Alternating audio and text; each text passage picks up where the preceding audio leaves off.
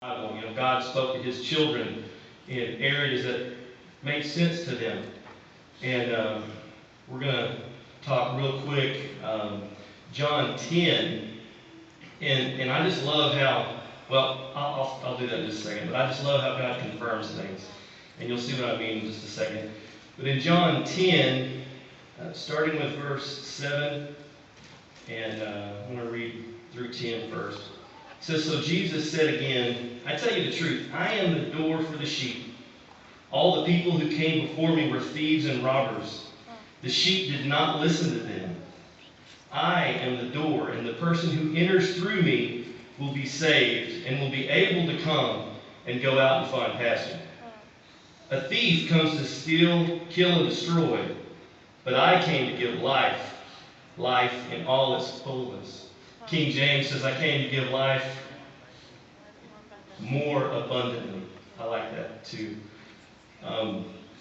What's it mean for abundant life? And we're going to talk about that in just a second. But I don't know if you guys remember, if you were in the service this morning, the first two songs that Sister C and the praise and worship team led, Sister C was talking about going to the enemy's camp and taking back what the devil stole. Can you turn me down just go? Thank you, sir. I feel like, never mind, I won't go there. But anyway, Jesus refers to himself as the good shepherd, not the thief. A thief comes to steal, kill, and destroy, but I came to give life, life in all its fullness, or life more abundantly. Man, everywhere you look, somebody's trying to sell you something. They're trying to sell you something to make your life better. And again, for those, I just said, God kind of speaks to all of us in the areas that we're familiar, or the things that we really like. And one of the areas that really moves me is food. You can tell, right? I tried to layer a little bit to hide some of that. But no, it's funny. God did speak to me through food. And I must have been hungry in the shower. God speaks to me in the shower. That's probably the only time I'm still enough and quiet enough when I'm not singing. And that, He can speak to me.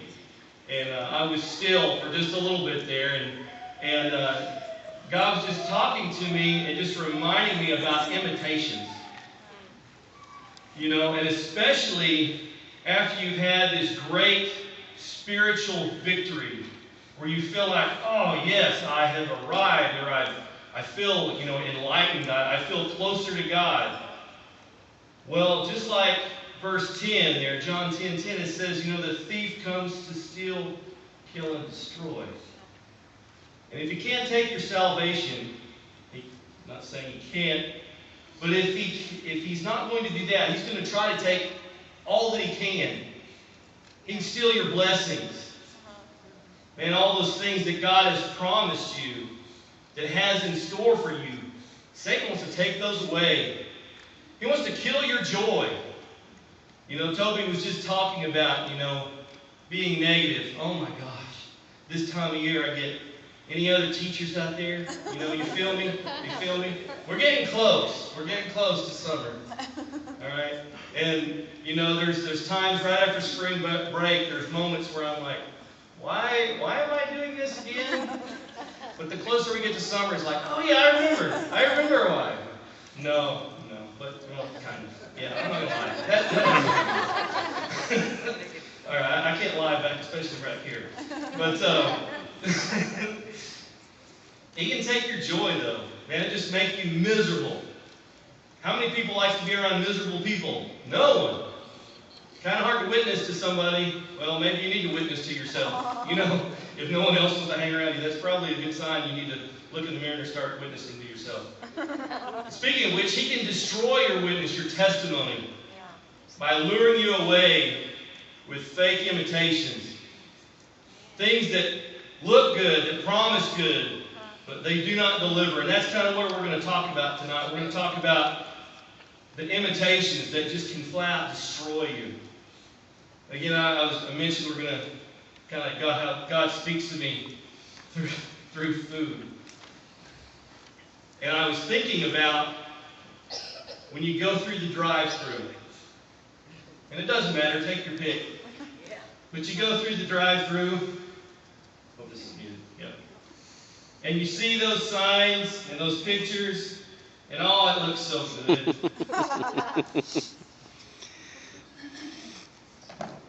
I got 2 all beef patties, special sauce, lettuce, cheese, pick those onions on the sesame seed bun. And this one actually doesn't look that bad. But Mom and Dad, they came to visit this afternoon, and sorry, there's my parents right there. That's right. They taught me everything I know, the stuff I would listen to, when I was a kid. But anyway, Dad reminded me of the time we used to go to the lake all the time. And when you're on your way to the lake, you zip through the drive-thru, and you're 5 miles down the road or farther before you get your food finally. And one time, Mom ordered a Big Mac, and there was no meat in it. It was 3 pieces of bread and some lettuce. But how many knows that was a really fun trip? But anyway, that witness right back there. But it's never quite as good as it's advertised. And I think this one's even worse than the Big Mac.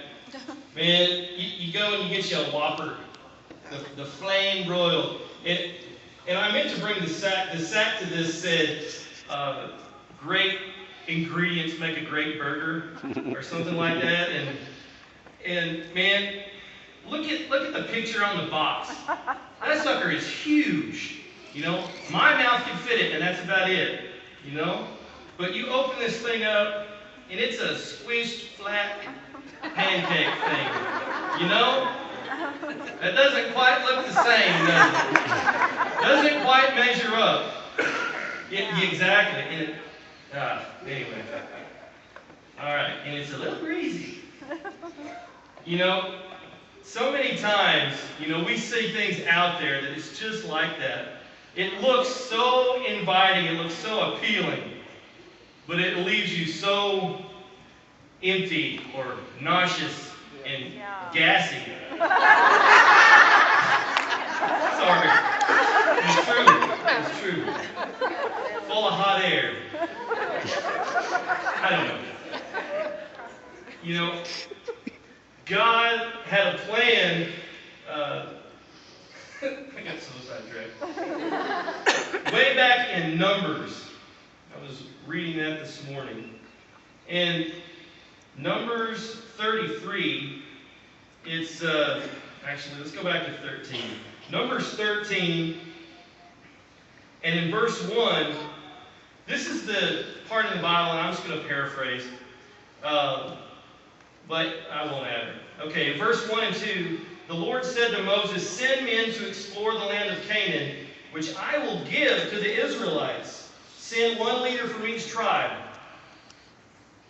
God didn't say, all right, I want you guys to go in there, and I want you to determine whether or not you can beat the people that are in there.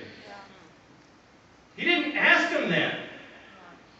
He just wanted them to go in there, and he wanted them to look at the land that I will give you.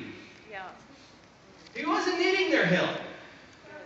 He wasn't needing their opinion. Here, I'm giving it to you. The real deal. Down at the bottom, and Caleb, the one spy, scout, whatever we're going to call him, goes over and he says, we can do this. The rest, the other 11, no, we can't. It says, the men who had gone with him said, we can't attack those people. They are stronger than we are.